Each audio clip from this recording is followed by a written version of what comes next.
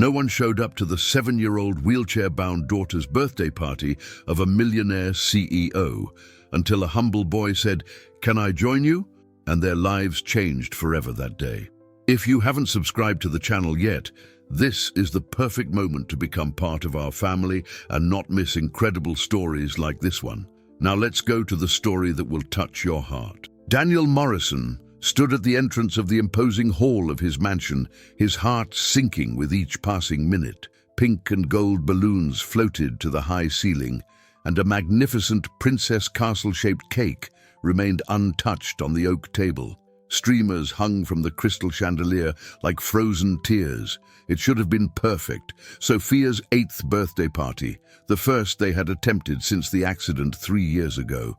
"Daddy, when are my friends coming?" Sophia's voice echoed from her customized wheelchair near the window. Her brown curls caught the afternoon light as she looked hopefully toward the circular driveway. Daniel's throat tightened. 28 invitations sent to her former classmates, 28 responses with polite excuses. "Sorry, we have a family commitment. Anna has ballet class. We're going to travel." He knew the truth. Since Sophia's spinal injury in the accident that took his wife Helena's life, people felt uncomfortable around the family. The wheelchair made them embarrassed. The reality of permanent disability made them look away. "They're running late, sweetheart," Daniel lied, nervously adjusting his Italian tie. Even at home, even heartbroken, the CEO in him maintained appearances. Sophia's caregiver, Donna Rosa, circulated organizing games that would never be played. The hired clown was in the kitchen checking his phone, his painted smile disappearing with each passing minute. Daniel walked to the floor-to-ceiling windows overlooking the most exclusive neighborhood of Villa Esperanza. His pharmaceutical empire had bought this palace, but couldn't buy his daughter the one thing she wanted most: friends who could see beyond her wheelchair. "Mr. Morrison," Donna Rosa whispered, approaching carefully. "Perhaps we should—" A gentle knock on the front door interrupted her words. Daniel's heart leaped. Finally, someone came. He ran to the ornate double doors, straightening his shoulders, preparing his best grateful smile. But when he opened the door, his expression faltered. A small boy stood on the marble steps, wearing a faded Spider-Man t-shirt with a hole near the collar and jeans clearly mended several times. His dark hair was carefully combed but needed cutting, and his sneakers had seen better days. Despite the worn clothes, his brown eyes sparkled with genuine excitement. "Excuse me, sir," the boy said politely, his voice carrying a slight accent. "I heard there's a birthday party here. I live in the housing complex down there." He gestured toward the low-income complex, barely visible through the trees. "I don't have an invitation, but can I join the party? I promise I'll behave very well." Daniel was speechless. Of all the rich children who had rejected Sophia's invitation, this poor child was asking to join them. "What's your name, son?" "Lucas Silva, sir. I'm 8 years old." The boy's smile was radiant despite a missing front tooth. "Is the birthday girl here?" Before Daniel could respond, Sophia's voice called excitedly from behind him. "Daddy, is that my friend?" And in that moment, Daniel Morrison realized that sometimes the greatest gifts come in the most unexpected packages. "Come in, Lucas," said Daniel, stepping aside as the boy entered the marble hall with wide eyes that absorbed every detail of the opulent environment. Sophia quickly wheeled over in her chair, her face lighting up for the first time in months. "Hi, I'm Sophia. You're the first child to come to my house since—" Her voice trailed off, but she quickly recovered. "I love your shirt. Spider-Man is the best superhero of all." Lucas looked down at his patched clothes and smiled, revealing the gap where his front tooth should be. "I'm wearing my best Spider-Man shirt. My grandma says Spider-Man helps people who need help, so I thought it was perfect for a birthday party." "I love Spider-Man too!" exclaimed Sophia. "Daddy, Lucas likes Spider-Man too!" Daniel watched in amazement as the two children connected instantly.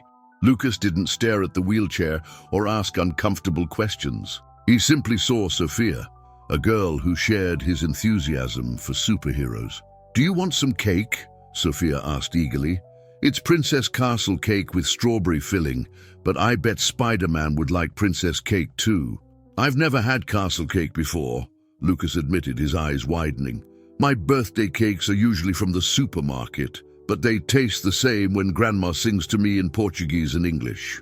Donna Rosa served generous slices on fine porcelain that hadn't been used since Helena's death. Daniel found himself doing something unprecedented, sitting on the expensive Persian rug with the children instead of maintaining his usual formal distance. This is the most delicious cake in the whole world, declared Lucas between careful forkfuls. Miss Sophia, you must be very special to get such a beautiful cake. Lucas, Daniel said gently, how did you know about the party today? Lucas put down his fork politely. I was walking to the bakery for my grandma when I saw all the pretty decorations through your big window. I stood there thinking someone must be very special to have such a beautiful party, but then I got sad because I didn't see any other children and thought maybe the birthday person might be alone. Sophia reached out and squeezed Lucas's hand. I was alone, very, very alone, until you knocked on our door. The afternoon flew by like a dream. Lucas pushed Sophia's wheelchair around the house, creating elaborate games where Sophia was a brave princess and her chair became a royal carriage that could fly over mountains. They filled the mansion with the sound Daniel missed most, his daughter's uninhibited laughter. When the sun began to set, Lucas checked his worn watch. I need to go home soon. Grandma worries when I'm late. Or will you come back? Sophia asked urgently. Please say you'll come back. Lucas looked at Daniel uncertainly. If it's okay with your daddy, I'd love to be your friend, Sophia. Daniel knelt to Lucas's level. Lucas, you're welcome in our home anytime. Sophia needs a friend like you, and honestly, so do I. As Lucas walked down the driveway, Sophia shouted, Lucas, you made this the best birthday ever. That night, as Daniel tucked Sophia into bed, she whispered, Daddy, I think God sent me Lucas as my birthday present. Daniel looked at the twinkling lights in the valley below, wondering if an 8-year-old boy had just reminded them what it felt like to feel joy. If this story is touching your heart, imagine how many other incredible stories we have to share. Ring the bell to be notified whenever we post new content that can transform your day. 3 days later, Daniel found himself leaving the office early to drive down the winding hill toward the Sol Nascente housing complex. Sophia had asked about Lucas constantly, wanting to know if he was okay, if he was alone after school. The journey revealed a landscape Daniel rarely noticed. His mansion sat atop the hill like a crown, while modest buildings clustered in the valley. The contrast was stark, but enlightening. Sol Nascente wasn't the disaster Daniel expected. The buildings showed age, but everything was clean and well-maintained. Small gardens flourished with careful attention, and the playground gleamed with fresh paint and loving repairs. Daniel knocked on apartment 3C, feeling overdressed in his expensive clothes. An elderly Hispanic woman opened the door, her presence immediately conveying dignity and warmth. Her silver hair was neatly pinned, and despite her simple floral dress, she carried herself with unmistakable grace. You must be Sophia's father, she said in clear Portuguese with an accent. I'm Carmen Silva, Lucas's grandmother. My grandson talks about nothing but his new friend since Saturday. Mrs. Silva, I wanted to thank you for raising such a wonderful boy. Lucas brought more joy to my daughter in one afternoon than she's experienced in 3 years. The tiny apartment was a masterpiece of love over luxury. Every surface gleamed with meticulous cleanliness, and family photos covered every available space. The aroma of fresh-baked bread filled the air, competing with lingering scents of spices that suggested hours of careful cooking. Mr. Morrison! Lucas ran from the kitchen table where homework papers were spread. Did Sophia come with you? Is she okay? She's at physical therapy, Daniel explained, showing Lucas a video Sophia had recorded. But she wanted me to give you this. The video showed Sophia holding a drawing. Hi, Lucas. I made this drawing of us flying in my chair because you said it was like a magic carriage. I miss you. Lucas watched the video 3 times, holding the phone like a treasure. She drew us flying, Mr. Morrison. Sophia is the most wonderful friend I've ever had. Carmen appeared with coffee and homemade cookies. As they talked, Daniel learned the Silva family's remarkable story.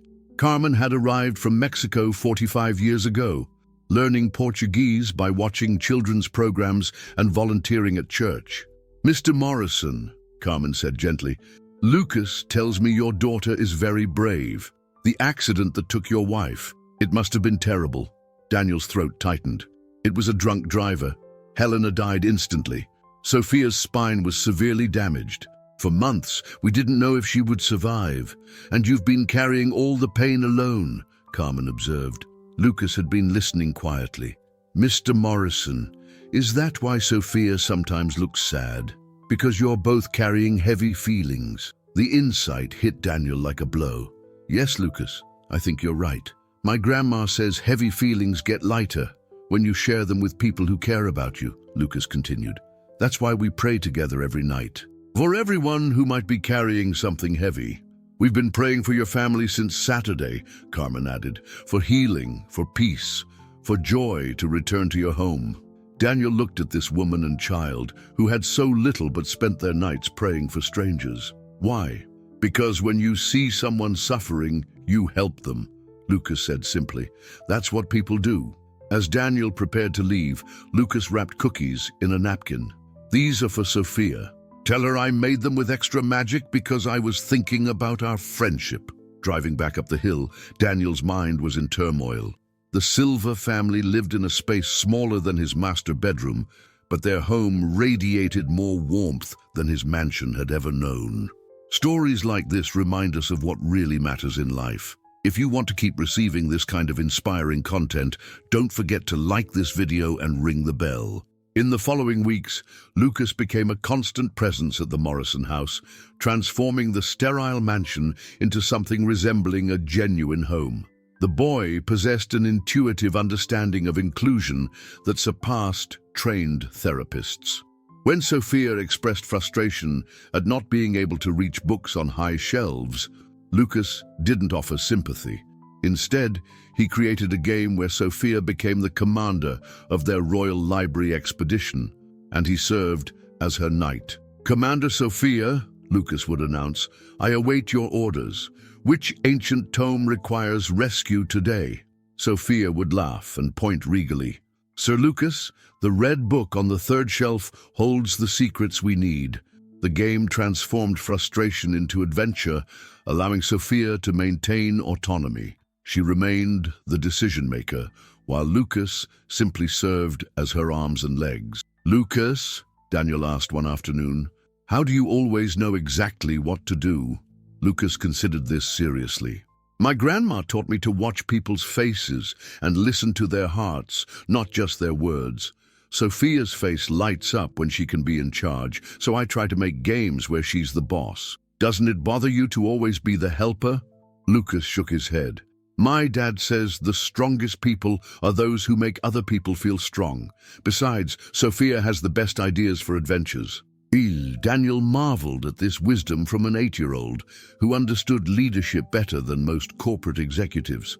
Lucas had a mysterious ability to sense Sophia's difficult days. When phantom pain was bad, or she missed her mother terribly, he adjusted his approach without being asked. "Sophia," Lucas said gently on a gray Thursday, "my grandma makes special tea when I'm feeling heavy inside. Want to make some? We can pretend we're brave explorers warming up after a journey through the Ice Kingdom." One night, Daniel overheard a conversation about fears. "Sometimes I have nightmares about the accident," Sophia admitted. "I dream I'm trying to run to save Mommy, but my legs don't work." Lucas was quiet before responding. "I have scary dreams too. I dream my dad gets hurt at work. Dreams can be very cruel sometimes. What do you do when you wake up scared?" "I tell my grandma, and she hugs me while I cry if I need to. Then she reminds me that dreams are just our hearts working through big feelings, but they're not real." Sophia was quiet. "I miss talking to Mommy when I'm scared. Daddy tries, but he gets worried, and then I feel bad for making him sad." "Maybe your dad gets sad because he misses your mom too, not because you made him sad. My grandma says adults sometimes need to cry like children, but they forget it's okay. Daniel stood outside the door, struck by Lucas's accuracy. The boy had identified something Daniel was too proud to acknowledge, that Sophia was protecting him as much as he was protecting her. "Lucas," Daniel asked later, "where did you learn to understand feelings so well?" "My grandma says feelings are like colors. They're always there, but some people forget how to see them. She taught me to pay attention to the colors around people's hearts." "What color do you see around my heart?" Lucas studied him thoughtfully. "Tired gray mostly, and worried purple, but golden color is there too, just sometimes harder to see. My grandma says some people's love gets covered by their wounds, but it's always there underneath." Saturday morning brought Lucas to Daniel's door, but his usually bright mood was clouded by concern. The boy shifted nervously, fidgeting with his Spider-Man shirt. "Mr. Morrison, I need to ask something very important," Lucas began formally. "My mom and dad want to meet you and Sophia, but they're afraid you might think bad things about our family." "Lucas, why would I think bad things? Because we don't have a big house or fancy furniture or new clothes," Lucas explained, the words rushing out. "Dad says, sometimes rich people look at families like ours, like we're not good enough. And Mom worries if maybe you're just being nice because you feel sorry for us." The boy's eyes filled with tears. "But I said you're different. You are different, aren't you, Mr. Morrison?" Daniel knelt on the marble steps. "Lucas, it would be a great honor to meet your parents. Your family raised you to be exactly the friend Sophia needed. I promise I'll never judge your family by what you have or don't have." That afternoon, Daniel took Sophia and Donna Rosa to the Silva apartment for dinner. Carmen had spent days cooking, and the small space overflowed with incredible aromas. Lucas's father, Miguel, was compact, with shoulders that spoke of decades of physical work and hands permanently marked by honest labor. His handshake was firm, his smile genuine despite obvious nervousness. "Mr. Morrison, Lucas talks constantly about your kindness. We wanted to thank you properly and meet the young lady who made our grandson so happy." Sophia, Lucas's mother, emerged from the kitchen wearing her best dress, moving with efficient grace. She knelt beside Sophia's chair without hesitation. "Sophia, Lucas has told us so much about you. He says you're brave and funny, and the best storyteller he's ever met." As they shared Carmen's incredible meal, tamales, enchiladas, Spanish rice, Daniel learned their remarkable story. Miguel had arrived from Mexico with nothing but determination, working construction while attending Portuguese classes at night, sending money home while saving to bring his family north. Sophia had followed 2 years later, working factory jobs while pregnant, attending nursing school with a small child, building a career caring for others. "We may not have money for fancy things," Sophia said, watching Lucas help Sophia navigate her wheelchair, "but we gave him something more valuable. Knowing his worth comes from how he treats others, not what he owns." "Lucas is the nicest person I've ever met," Sophia said. "How did you teach him to be so nice?" Carmen laughed. "We taught him that every person has a story, and most people are fighting battles we can't see. When you remember that, kindness becomes natural." After dinner, Lucas showed Sophia his room. A narrow bed, small desk, walls covered with family photos and school certificates. He pulled out a worn shoebox.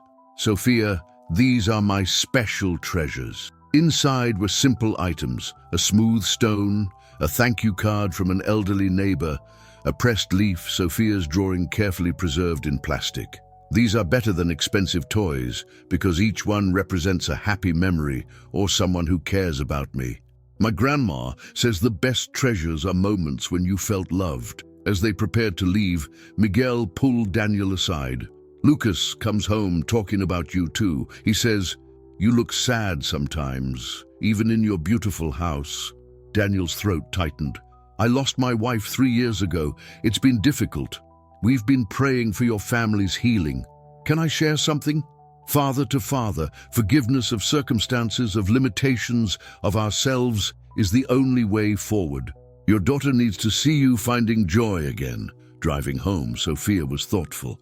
"Daddy, they don't have much money, but they seem so happy." "Why?" I think they've discovered that happiness doesn't come from having things. It comes from loving people. Sophia nodded. Do you think we could learn to be as happy as Lucas's family? This is one of those stories that makes us reflect on our own lives. If you're enjoying this journey, consider subscribing to the channel for more content that can change your perspective. Monday morning brought crisis to Morrison Pharmaceuticals.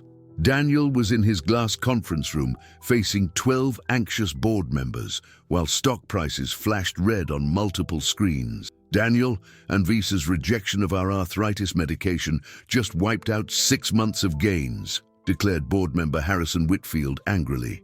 We need immediate damage control. What about the Medcore acquisition? Pressed another member. Their cardiac medication patents could offset this disaster. Daniel listened to the familiar crisis management, quick suggestions about damage control, financial maneuvers, strategic responses.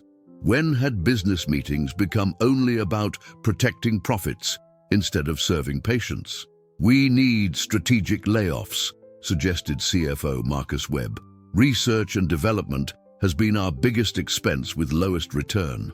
If we cut the rare diseases division and focus on profitable conventional drugs, that would affect hundreds of jobs and abandon patients with rare diseases who have no other options, Daniel said quietly. Webb shrugged. We can't save everyone. We have fiduciary responsibility to shareholders. As the discussion continued, Daniel found himself thinking of Lucas's wisdom about planting kindness like flowers, Carmen's gentle insistence that all people deserve dignity. When had his company's mission shifted from curing suffering to maximizing gains? Daniel, Whitfield's sharp voice interrupted. You seem distracted. This company needs decisive leadership, not daydreaming. I'm here, Daniel replied, but realized part of him wasn't. Part of him was in a cramped apartment where a family with almost nothing possessed everything that really mattered. The meeting dragged on for 3 hours. Lawyers discussed liability. Accountants presented cost-cutting scenarios.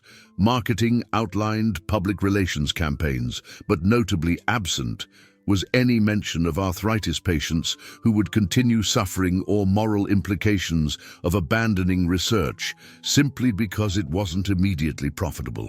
That evening, Daniel found Lucas and Sophia in the garden, tending small pots of seeds they had planted. Daddy, Sophia called excitedly, come see how our flowers are growing. Lucas says they're being patient like we need to be. Lucas looked up from the soil, dirt smudging his cheek. Mr. Morrison, look, the seeds are becoming real plants. My grandma says this is the most magical moment when something small becomes something beautiful. How do you know they're growing properly? Daniel asked, kneeling beside them. You can't rush them, Lucas explained seriously. Each plant has its own timeline. They need water, sunlight, good soil, and patience. But most important, they need someone who believes they can grow into something beautiful. Mr. Morrison, can I ask something? At your work, do you help people feel better? Sophia said you make medicines. We try, Lucas, but sometimes business gets complicated. Lucas nodded thoughtfully. My grandma says, when work stops helping people and starts only helping money, it's time to remember why you started. That night, Daniel stood in his office, surrounded by awards celebrating his pharmaceutical empire's success. Stock charts covered his desk, representing years of strategic decisions designed to maximize corporate value. But looking at Lucas's small pots on the windowsill, labeled in Sophia's handwriting with names like hope and friendship, a different kind of decision began to form. His phone buzzed with messages from board members pressuring him to announce layoffs and cost cuts. The business press would analyze Morrison Pharmaceuticals' response, and Wall Street would watch for decisive leadership. Still, looking at those small pots where invisible seeds were becoming visible flowers, Daniel found himself asking, what if there was another way to lead? What if the Silver family's wisdom could guide a pharmaceutical company towards something better? The question that would change everything. What would Lucas do?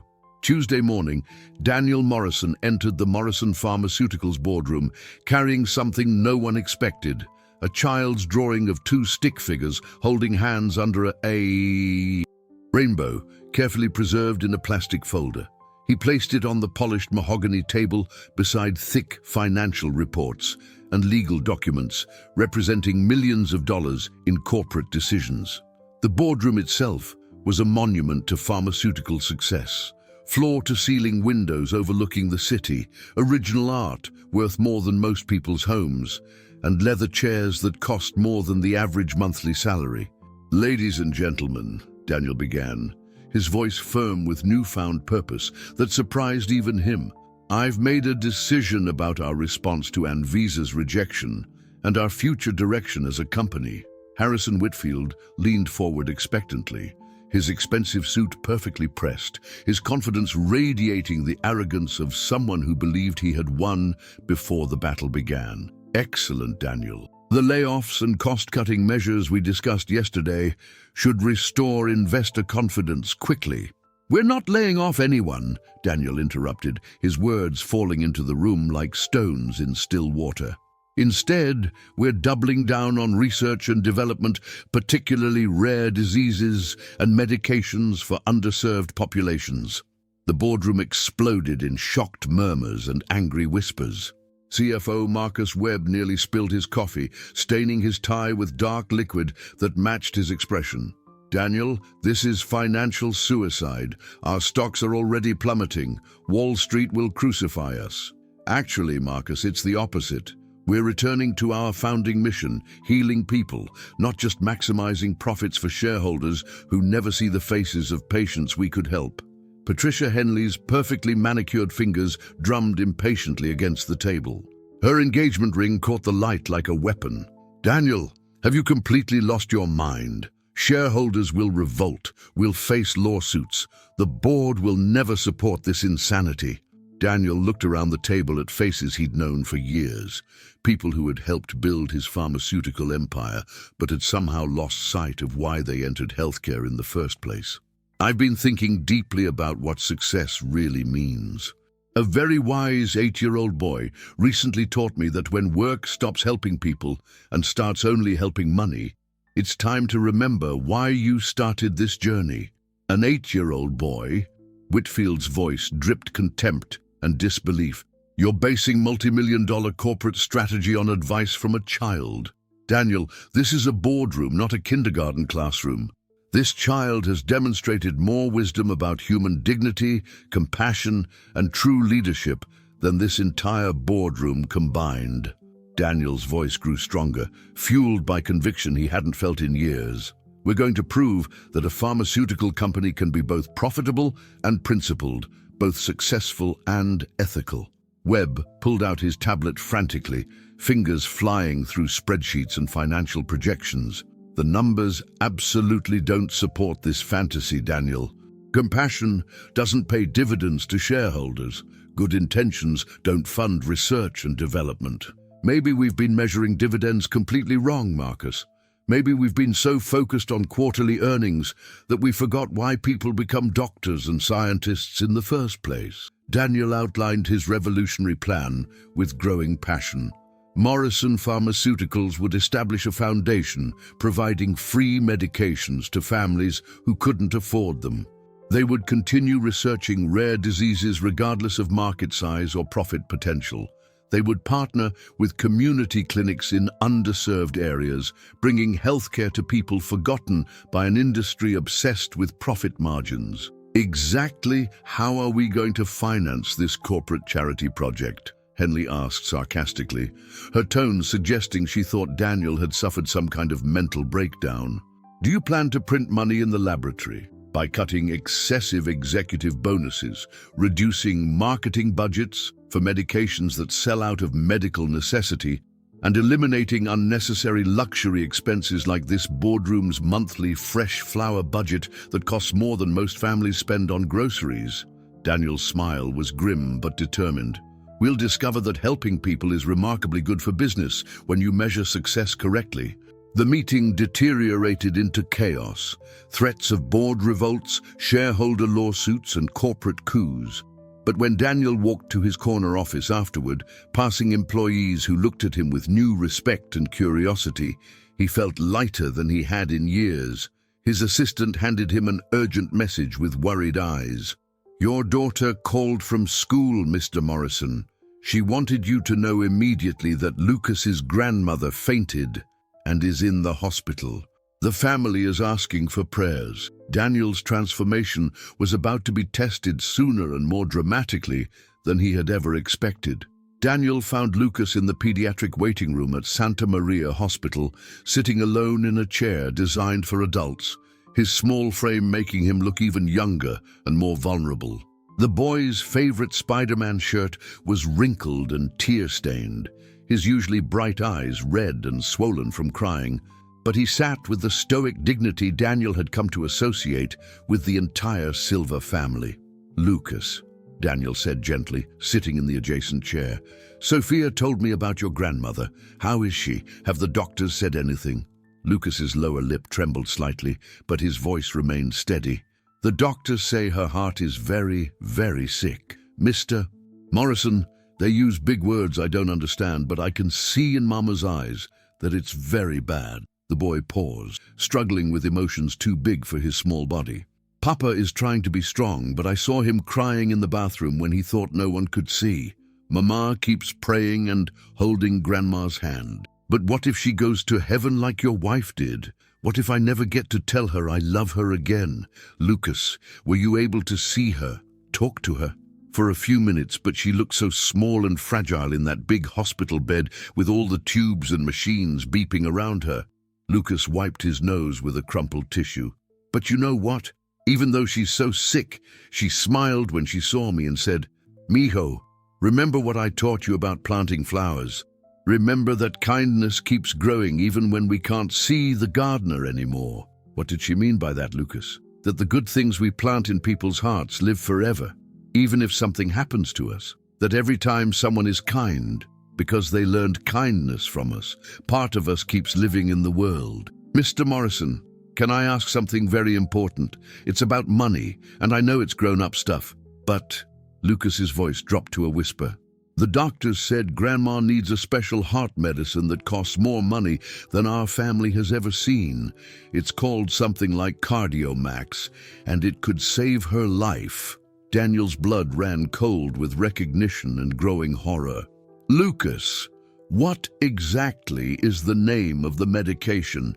Do you have it written down?" Lucas carefully extracted a crumpled paper from his pocket, a prescription covered with medical terminology. Papa tried to understand what the doctor was saying, but the numbers made him very pale. "The medicine costs more than Papa makes in 6 months of construction work." Daniel studied the prescription, his worst fears confirmed. CardioMax 7, one of Morrison Pharmaceuticals' most effective cardiac medications. The bitter irony wasn't lost on him. While he'd been sitting in boardrooms debating corporate strategy, the family that taught him about true wealth faced losing their matriarch because they couldn't afford his own company's medication. "Lucas, I need to make some very important calls now. Will you be okay here for a few minutes?"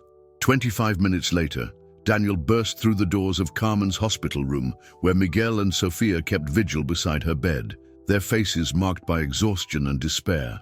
"Mr. Morrison," Miguel said, surprised, standing with obvious confusion. "You didn't need to come here. We know you have important work." "Miguel, Sophia, there's nothing more important than this." Daniel turned to the attending physician. "Dr. Patterson, I understand Mrs. Silva needs treatment with CardioMax 7.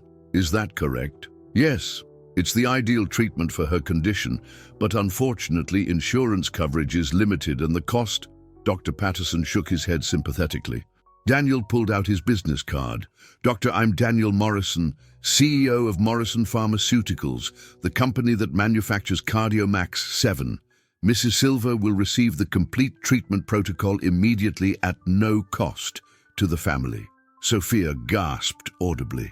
Miguel covered his face with his hands as overwhelming emotion hit him. Carmen's weak but unmistakable voice cut through the emotional intensity of the room. "Mijo, you didn't need to do this for us. We're just simple people." "Mrs. Silver, your family saved mine from loneliness and despair. You taught us what love really looks like. This is the least I can do. Daniel's voice was thick with emotion. Besides, someone very wise recently taught me that when you see people who need help, you help them. That's what people do. Carmen's smile illuminated the sterile hospital room like sunrise. Lucas has been a very good teacher. But when Daniel left the hospital that night, his phone was ringing incessantly with increasingly urgent and angry messages. His board members had called an emergency meeting. If you're feeling the emotion of this story as much as I am telling it, don't forget to give that like and share with someone who needs to hear this message of hope. The emergency board meeting felt like a corporate tribunal designed for public execution. Daniel faced not just his 12 regular board members, but also several major shareholders who had flown in on emergency flights. Harrison Whitfield stood at the head of the table like a prosecutor presenting his case, his usually perfect composure replaced by barely controlled fury. Daniel, your recent decisions have put this entire company in serious jeopardy, offering free medications to anyone who claims they can't afford them. Do you have any understanding of the financial implications? I understand that we'll finally be fulfilling our company mission statement, Daniel replied with forced calm, the one prominently displayed in our lobby that says we exist to heal, give hope, and help humanity. Mission statements are marketing tools, retorted principal shareholder Elena Blackstone. Your emotional response to your daughter's friendship is clearly clouding your professional judgment to a dangerous degree. My judgment has never been clearer.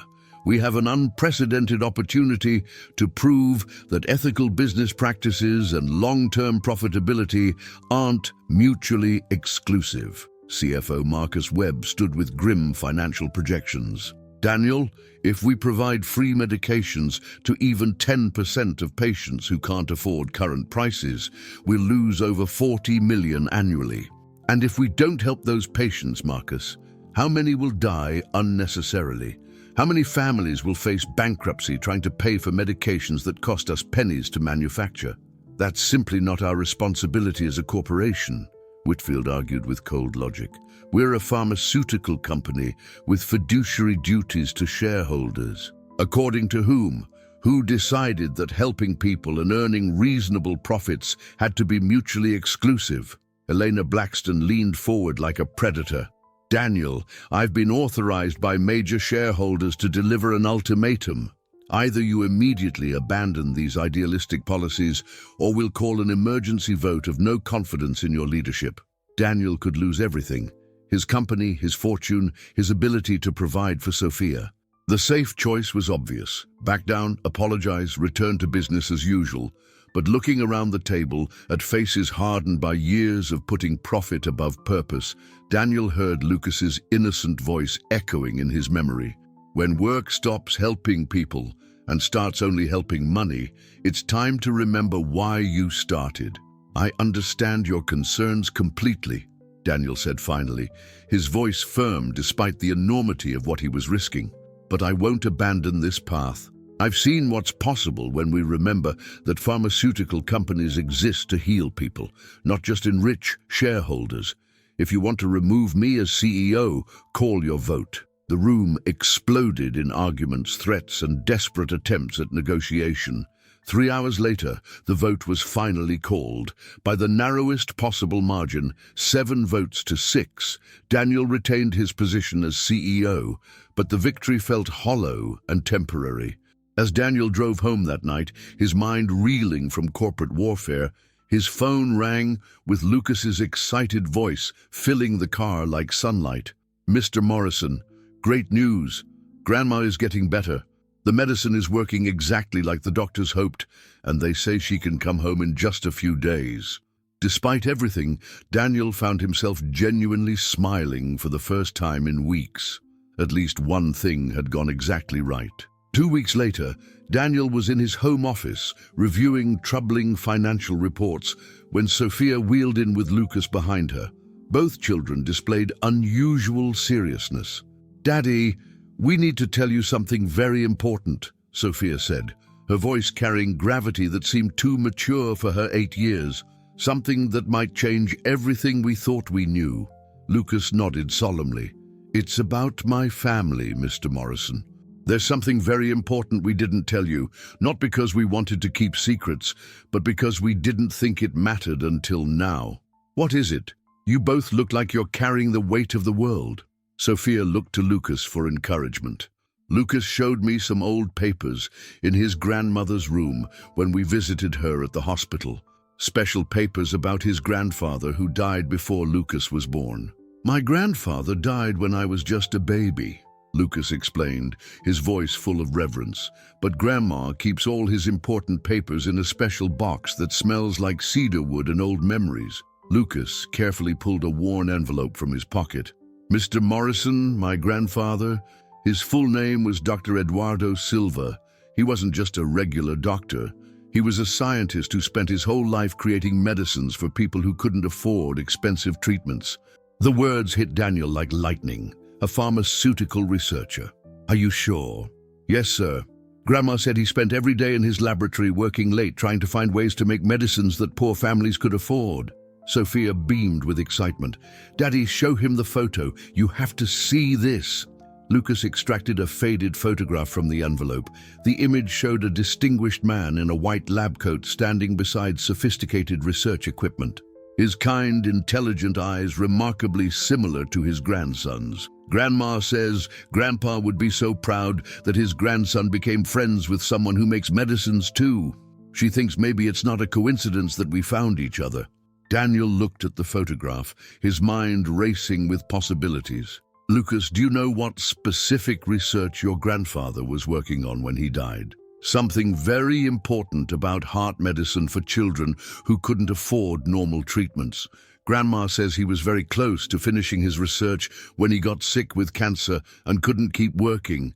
Lucas's voice dropped to a whisper. "She says he died knowing his work wasn't finished, but believing that someday someone would complete what he started." The pieces fell together with stunning clarity.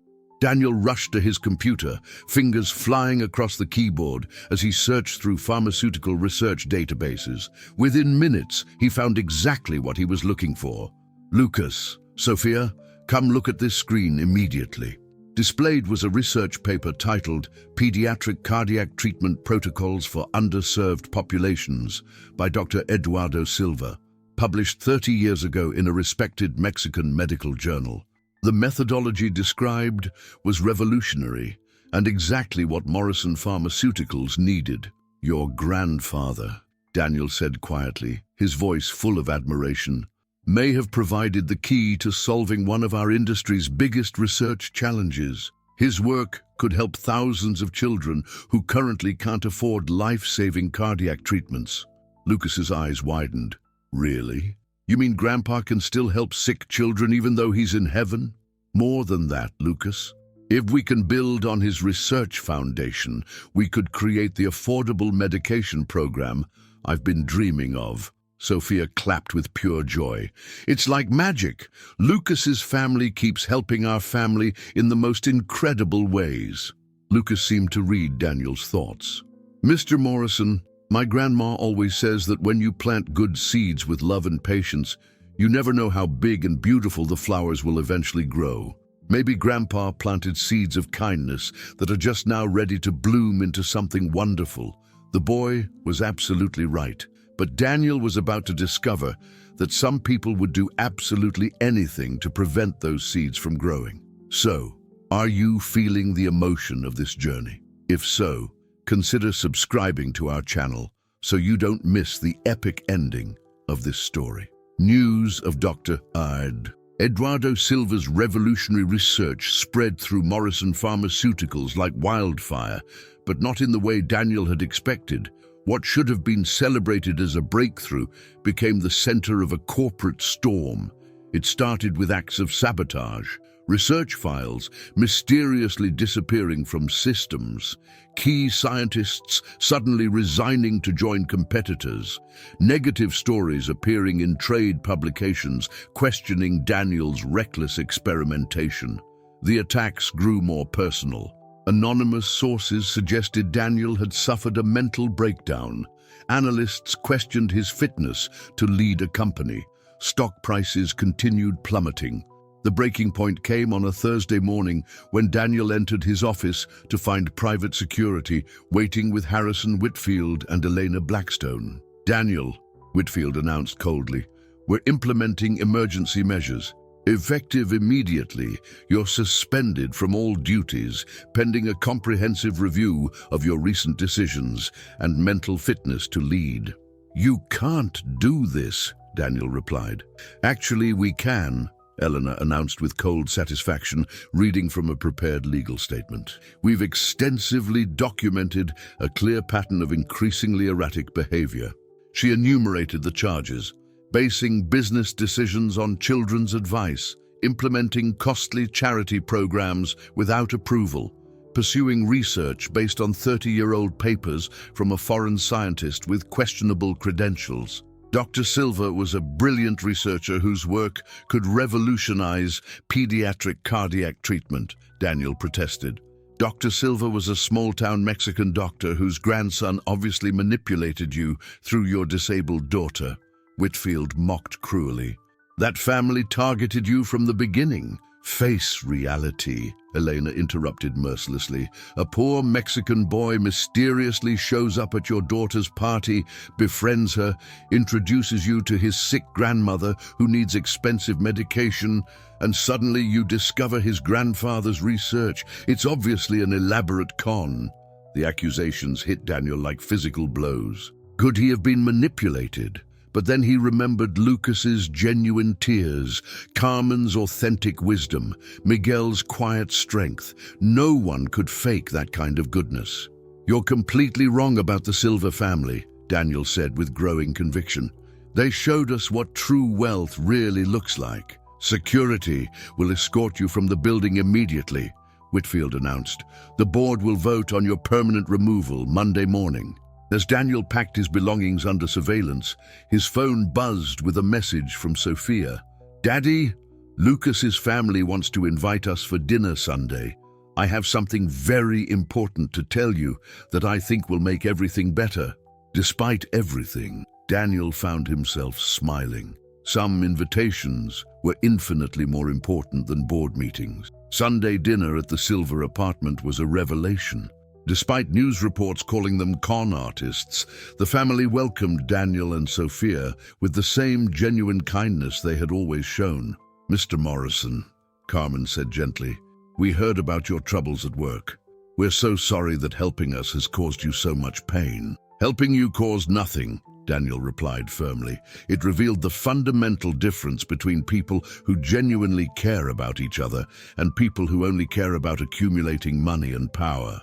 Lucas had been unusually quiet during dinner. Finally, he spoke with seriousness. "Mr. Morrison, I need to tell you something very important about the real reason I came to Sophia's party that day." Daniel's heart skipped a beat. Had there been calculation behind Lucas's initial approach?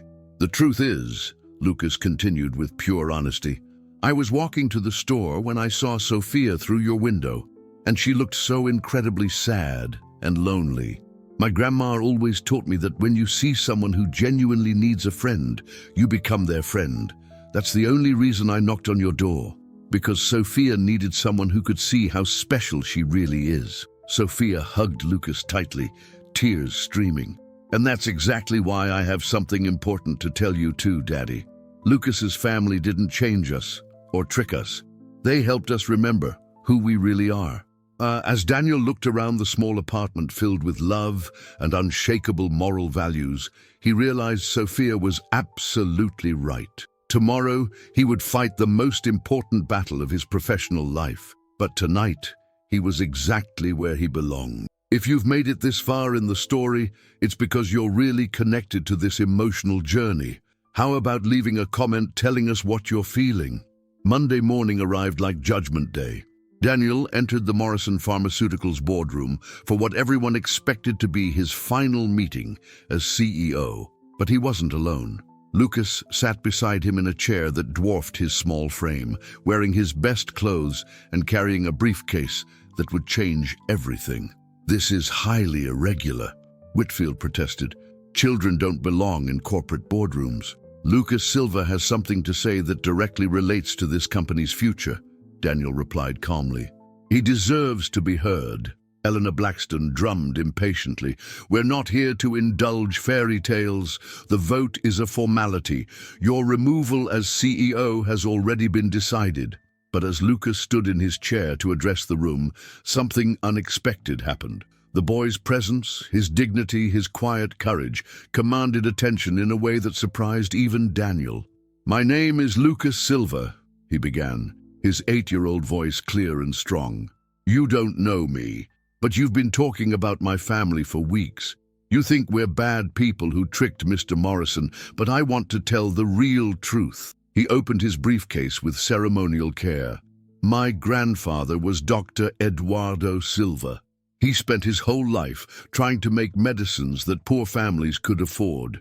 When he was dying, he told my grandma that someday someone would finish his work and help sick children everywhere. Lucas pulled out his grandfather's research papers, now professionally translated and analyzed. Mr. Morrison's scientists looked at Grandpa's work. They say it's brilliant, that it could help thousands of children who are sick but can't afford medicine. Patricia Henley leaned forward despite herself. What exactly are you suggesting, child? I'm not suggesting anything, Lucas replied with surprising confidence. I'm telling you what my grandma taught me. She says when you plant flowers, you don't plant them for yourself. You plant them so everyone can enjoy the beauty. He looked directly at Whitfield. Mr. Morrison planted flowers when he decided to help my family. But you want to cut down all the flowers before they can bloom and make the world more beautiful. The room fell silent. Even the most hardened board members seemed affected by the boy's sincerity. Daniel stood, placing a protective hand on Lucas's shoulder. Lucas's grandfather's research isn't just scientifically sound, it's revolutionary. Combined with our resources, we can develop affordable cardiac medications that will help millions of children worldwide. This isn't charity, it's good business with a conscience. Show them the real numbers, Daddy, came Sophia's voice from the boardroom door. She wheeled in, followed by Donna Rosa and an unexpected visitor, Dr. Sarah Chen, the renowned pediatric cardiologist from Children's Hospital. Sophia, what are you doing here? Daniel asked, surprised. Lucas and I called Dr. Chen, Sophia announced proudly. We wanted her to see Grandpa's research because she takes care of children with heart problems who can't afford expensive medicines. Dr. Chen approached the table with professional authority that commanded immediate respect. Board members, I spent the weekend reviewing Dr. Silva's research protocols. They represent a breakthrough that could reduce pediatric cardiac medication costs by 70% while maintaining complete therapeutic efficacy. She placed her own briefcase on the table. Children's Hospital has already committed to partnering with Morrison Pharmaceuticals if you proceed with this research. 5 other major pediatric centers have expressed similar interest. The market potential is enormous. Not because you're charging high prices, but because you'll be helping many more patients. Marcus Webb frantically pulled out his calculator. If we could reduce production costs by that margin while expanding market access, the profit potential is actually greater than our current model. Dr. Chen continued, you'll help more people and make more money. It's not idealism, it's smart business strategy. Whitfield's confident expression began to crack. But the boy, the family, surely this is all too convenient.